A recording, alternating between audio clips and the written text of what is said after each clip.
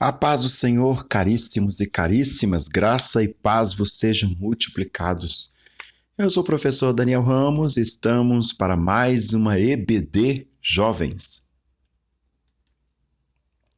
A lição que nós vamos trabalhar hoje é a quinta, justamente hoje no dia da Reforma Protestante, 31 de outubro de 2021, quarto trimestre, a lição quinta, as bodas do Cordeiro.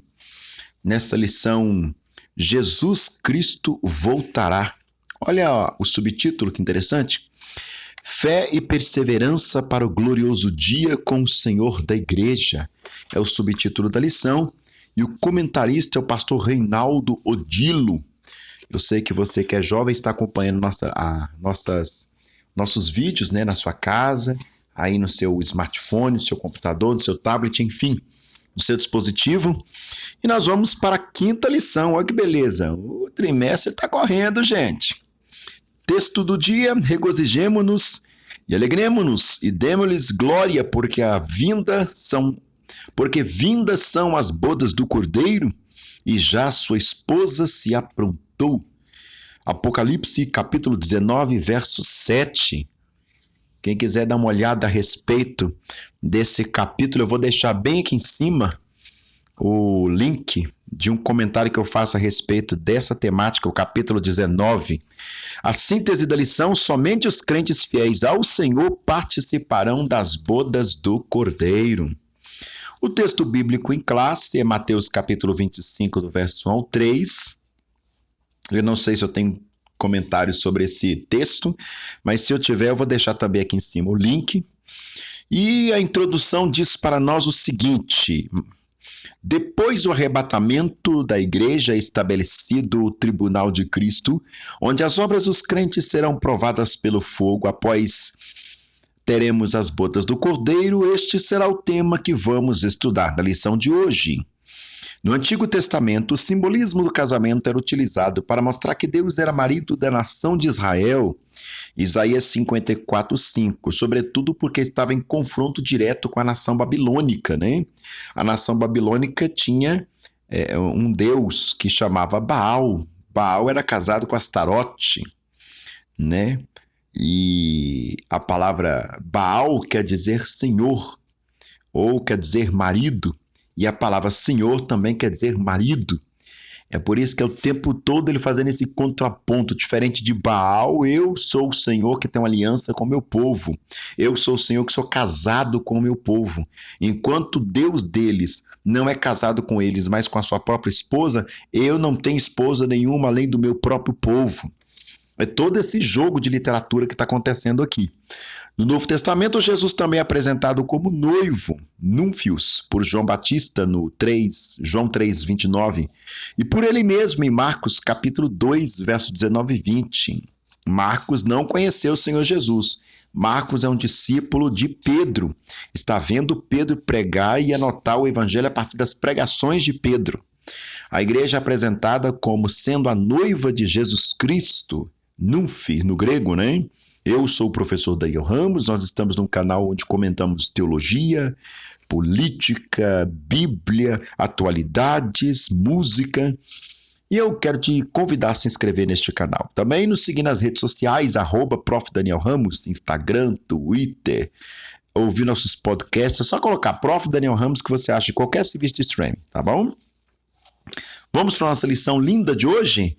As bodas do Cordeiro. O pessoal sempre fala de Apocalipse. Ai, o Apocalipse. No cinema, o Apocalipse tem uma conotação um pouco dramática, drástica, de tragédia. É apocalíptico. Não, mas na verdade o Apocalipse é o livro da esperança. Livro da esperança para a igreja. A parábola das bodas. Nos dias de Jesus, o casamento judaico era celebrado de maneira bastante distinta do que acontece na atualidade no Ocidente.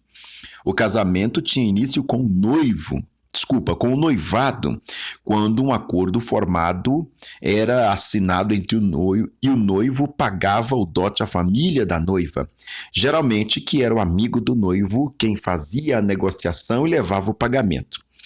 Depois o noivo vinha buscar a noiva na casa dela, então os nubentes saíam em cortejo. A noiva era acompanhada por damas de honra que carregavam lamparinas acesas até sua casa.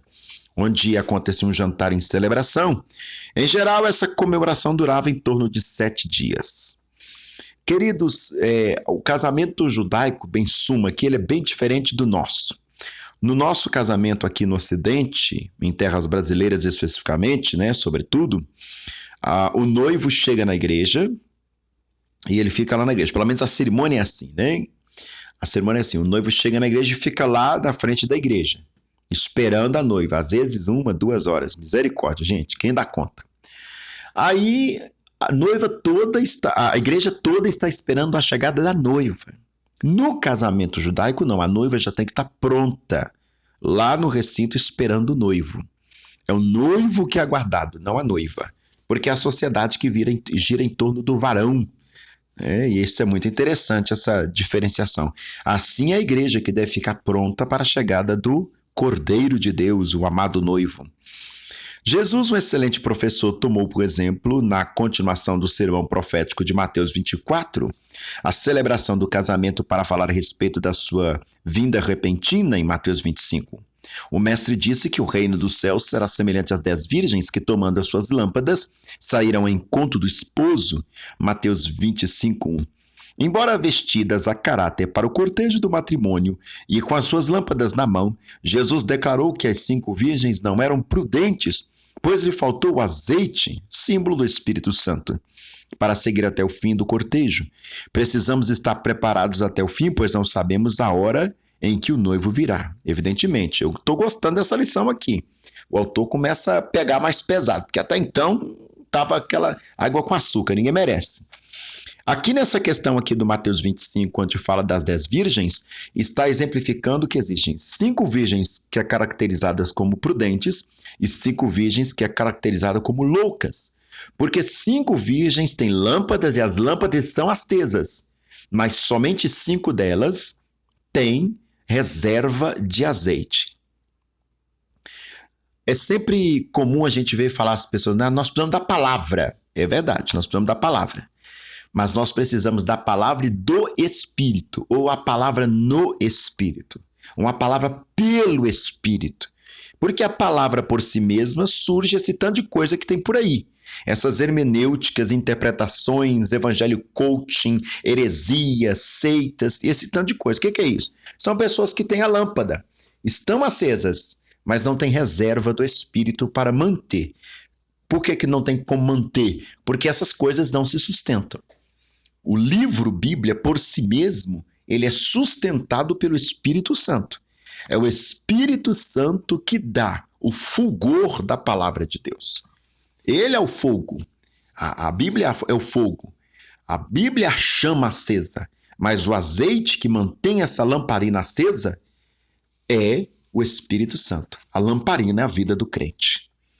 E ela é comparada como virgem louca, ou seja, sua lâmpada está até acesa, mas a qualquer momento vai apagar. No meio do caminho você vai ter que parar, porque não tem como continuar com a lâmpada apagada no meio de escuridão dessa. É assim que está acontecendo lá no contexto. As 10 virgens estavam aguardando o noivo, todas carregavam suas lâmpadas, estavam vestidas de acordo com o evento. Ter vestes de louvor não é o suficiente. Porém, somente 5 delas eram prudentes, levavam a reserva de azeite suficiente para chegar a casa, reserva de azeite suficiente, vou corrigir aqui, caso o noivo tardasse a chegar.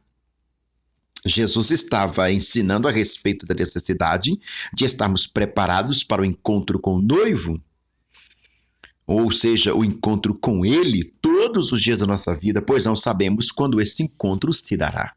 É verdade, é o Espírito Santo que mantém a chama da palavra de Deus acesa em nossos corações. Portanto, uma igreja, para se manter de pé, para se manter de fato ataviada, preparada para o encontro com Cristo, ou seja, a igreja que aguarda o arrebatamento, a parousia, é a igreja que tem a palavra e o Espírito. Vivemos dias em que precisamos preservar na fé, pois não sabemos nem o dia nem a hora em que o noivo voltará. Carecemos do azeite em nossa lamparina, a fim de que ela não venha se apagar caso o noivo se demore. Ou seja, carecemos do Espírito Santo, que sustente a palavra com chama, com fulgor, alumiando nossos caminhos. em nossas vidas. Sua lamparina está abastecida com azeite? Pergunta o nosso autor. Opa, agora ele chegou mesmo. É tempo de buscar o Senhor orando, lendo a palavra de Deus, jejuando e praticando tudo o que Jesus nos ensinou a guardar. E eu aqui acrescentaria mediante desta proposta contextual. Precisamos nos encher do Espírito Santo cada vez mais, para que a palavra do Senhor permaneça acesa em nossos corações. Do contrário, seremos apenas religiosos. Não vos conheço. Olha aqui. Depois de irem comprar azeite, as virgens loucas retomaram a casa do noivo, numa última tentativa de entrar para as bodas. Entretanto, já era tarde demais. A resposta do noivo serve de alerta para nós. Ele respondendo disse, em verdade vos digo que eu não vos conheço. Que é o versículo 12 de Mateus 25. É tempo de buscar a Deus. É tempo de deixar de lado aquilo que é efêmero. Não basta ser um religioso, mas é preciso ter uma vida espiritual saudável. Isso significa ter comunhão, intimidade com o Filho de Deus. Muitos estão nas igrejas, mas estão vivendo como virgens loucas, pois não tiveram uma experiência real de salvação. Então, não experimentaram do novo nascimento, da santificação, e estes, infelizmente, no grande dia, ouvirão do Senhor: eu não conheço vocês. Que a nossa fé, caríssimos e caríssimas, esteja firmada em Jesus Cristo, e que não venhamos nos tornar amigos do mundo, imprudentes loucos, pois não sabeis, vós, que a amizade do mundo é inimizade contra Deus, é a exortação de Tiago 4,4. Não sabemos que quando o Senhor vai voltar. Por isso, sejamos prudentes. Na mentalidade da parábola das bodas que o autor coloca no tópico 1, ser prudente é ser cheio do Espírito Santo. Azeite, símbolo do Espírito. Lamparina acesa, o fogo sobre a lamparina. Palavra, a lamparina significa a nossa vida. Uma vida cheia do Espírito tem acesa a palavra. Uma lamparina cheia de azeite tem mantido a sua lâmpada acesa. Segundo tópico da nossa lição, e eu vou dizer para vocês que eu acabo me surpreendendo aqui nas bodas do Cordeiro, nessa quinta lição. Glória a Deus pela vida do pastor Odilo, né? Reinaldo Odilo. Finalmente, ele pegou mesmo no chifre do boi, assim que a gente diz aqui no interior de Minas, né? Eu particularmente não gostei muito das outras não, mas dessa aqui eu tô gostando. Vamos ver se ele continua, mantendo o pique. Características das bodas do Cordeiro. De acordo com a declaração de fé das Assembleias de Deus, as bodas do Cordeiro serão um evento magnânimo que acontecerá após o tribunal de Cristo e antes da volta gloriosa de Jesus com a sua igreja glorificada. Sabemos que o arrebatamento, quando Jesus virá buscar a sua noiva, acontecerá antes da grande tribulação. Nós, as Assembleias de Deus, como gosta de escancarar em alto e bom tom para quem quiser ouvir, né, o pastor Napoleão Falcão, e deixa eu registrar aqui o amado pastor Napoleão Falcão, cuja pessoa tem de mim extrema estima, admiração demais, que é uma das maiores autoridades em escatologia da nossa igreja. Ele vai dizer bastante em todo o tempo. A Assembleia de Deus, ela é pré-tribulacionista. Nós subiremos antes da grande tribulação. Ah, mas fulano de tal, então deixa isso por aí, nós vamos subir antes. Enquanto o juízo de Deus por 7 anos estiver acontecendo na terra, a igreja estará nos céus e depois de adornada no tribunal de Cristo, participará do banquete do casamento real. Depois de terminadas as bodas do Cordeiro, Jesus virá juntamente com a igreja e todo olho o verá.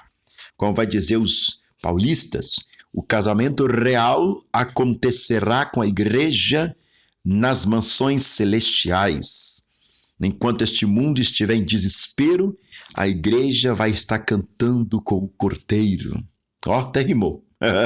Foi involuntário.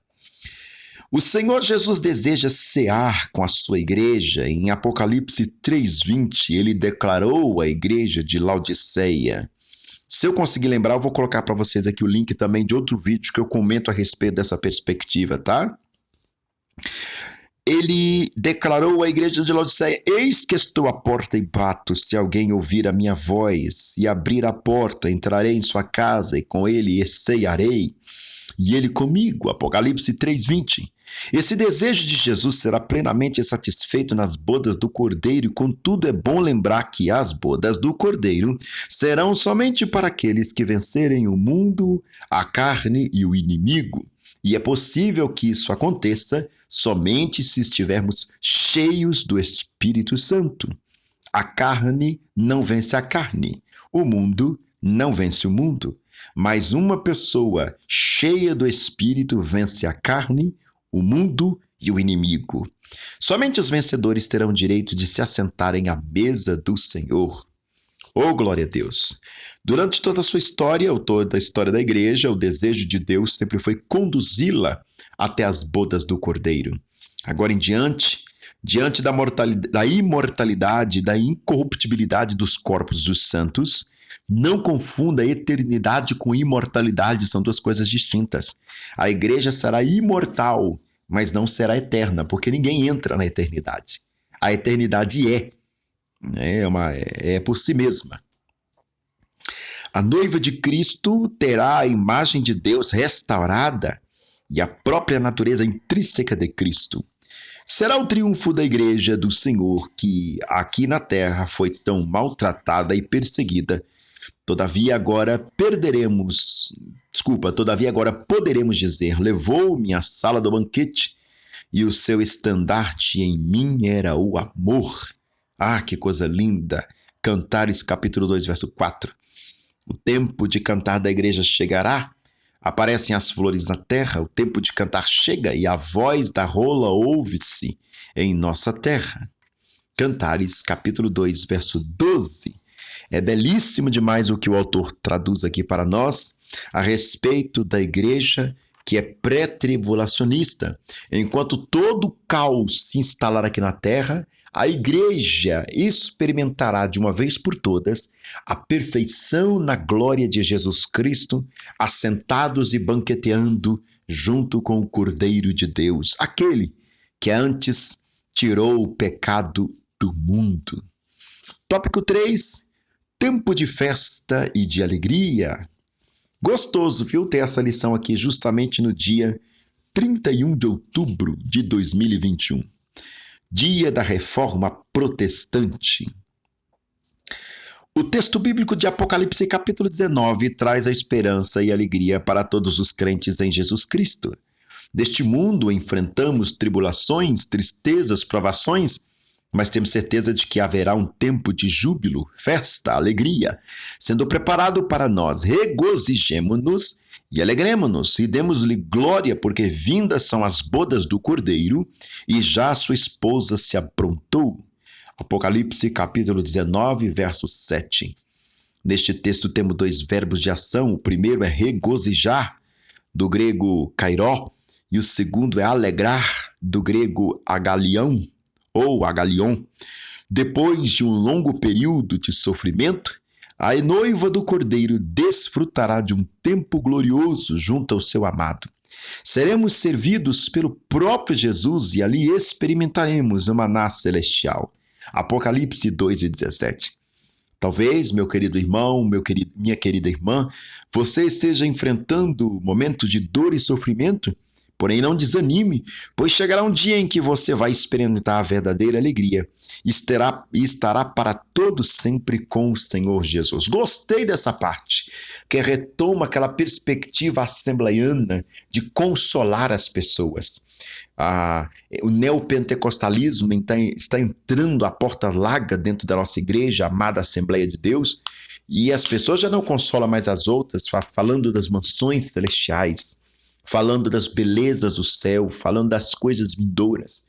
As pessoas consolam umas às outras falando a respeito de que Deus vai dar para ela dupla honra, porção dobrada, vai exaltar na terra, essas coisas que é completamente chavões de neopentecostalismo, que não tem nenhuma conexão com a igreja apostólica nem com a sua doutrina.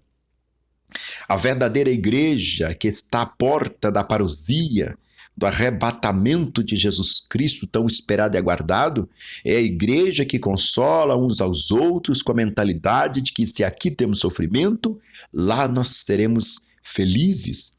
Se aqui nós temos solidão, lá nós estaremos para sempre na presença do Cordeiro. Se aqui nós temos traição, lá nós teremos comunhão absoluta com a igreja e com o Cordeiro.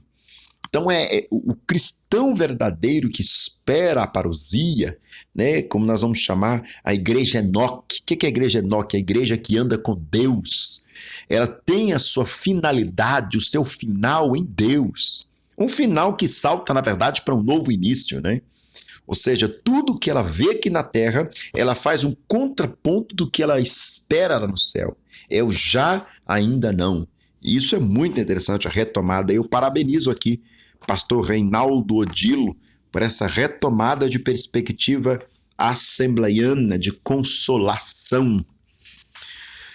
A esposa se aprontou, vamos ver o que ele fala a respeito disso. A expressão usada para aprontou, do grego etoimazô, pode ser traduzida como ataviou ou adornou-se perfeitamente, e isso para o casamento dos séculos, ou seja, está preparada, ela está pronta. Por isso que lá no livro de Apocalipse vai dizer, o Espírito e a noiva dizem vem. Mas por que o Espírito diz vem e a noiva diz vem? É porque é o Espírito que prepara a noiva. Assim como o rapaz fica cuidando, né, dos últimos retoques do vestido da noiva antes de adentrar para o salão de casamento, assim é o Espírito Santo retocando e arrumando, preparando, ataviando a noiva chamada igreja para entrar para o grande salão das bodas do Cordeiro. Sabemos que um casamento, todos aguardam a chegada da noiva e a sua entrada triunfal em meio aos seus convidados. Uma noiva não se apresenta de qualquer maneira, ela investe no seu vestido de noiva, gasta dinheiro com o penteado, com o buquê e todos os preparativos para aquele dia que será tão especial, único e marcante em sua vida. Um dia também teremos vestes especiais, abre aspas, e foi-lhe dado que se vestisse de linho fino, puro e resplandecente, porque o linho fino são a justiça dos santos. Apocalipse 19, verso 8. O vencedor será assim, vestido de vestiduras brancas. Apocalipse 3:5. Está chegando a hora do noivo vir buscar a sua noiva. As bodas do Cordeiro são a coroação do amor de Jesus Cristo por sua igreja. Abre aspas. Cristo amou a igreja e a si mesmo se entregou por ela para a santificar, purificando-a com a lavagem de água pela palavra, para a apresentar a si mesmo igreja gloriosa, sem mácula, sem ruga, nem coisa semelhante, mas santa e irrepreensível. Efésios 5, do 25 ao 27. Oh, texto belíssimo, meu Deus do céu. Eu não preciso nem dizer mais nada aqui, nessa essa coisa que ele faz com casamento, com investimento, né? O reino de Deus precisa de investimento da nossa parte, investimento da parte do Espírito Santo, e esse investimento todo culmina no grande e terrível dia do Senhor, onde Cristo, por sua obra gloriosa, presenteará sua noiva com poderoso e grande encontro nas nuvens, onde os mortos ressuscitarão primeiro e encontrarão com Cristo e a igreja nos ares. Dispensa comentário. Eu estou em glória aqui, vocês estão percebendo. Apocalipse 19:9 afirma que felizes serão todos aqueles que foram chamados à ceia das bodas do Cordeiro. Este evento retrata não apenas a união entre Cristo e a igreja, mas também a posição elevada que será conferida aos santos de todos os tempos, uma vez que foram transformados na imagem de Cristo, o novo Adão. Segundo Coríntios 3:18, assim como a moça se alegra com seu marido em sua noite de núpcias, nós nos alegraremos em ver a união do Cordeiro com a sua noiva. Eu adiantaria aqui até dizer, não é ver, né? Em participar, porque somos membros desta igreja, lavada e remida no sangue do Cordeiro, igreja ataviada, E o autor aqui conclui dizendo: o esposo que pagou um alto preço, preço de sangue, pelo dote da esposa, agora depois de apresentá-la a si mesmo, sem mácula, sem ruga, desfrutará da sua companhia eternamente.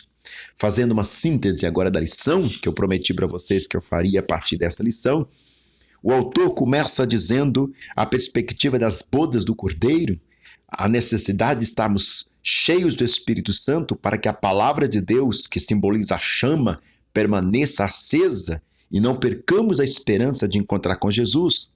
As características das bodas do Cordeiro foram exemplificadas, melhor dizendo, no segundo tópico. Quando se dará as bodas do Cordeiro, o grande banquete e a conclusão do plano da redenção, porque não está fechado, né, gente? Jesus nos salva, mas nos salva para quê? É o para quê as bodas do Cordeiro, é ali que encerra o projeto que ele começou na cruz do Calvário. E terceiro, tempo de alegria e festa, onde ele retoma aquele paradigma de consolar os irmãos com as coisas do porvir. Aqui nós temos lágrimas, lá teremos sorrisos. Meu Deus do céu, é lindo. Essa lição aqui, para mim, até agora, foi a melhor lição apresentada nessa revista Jesus Cristo Voltará da EBD Jovens, quarto trimestre de 2021. Se inscreve no nosso canal, fica com Deus, beijo no seu coração.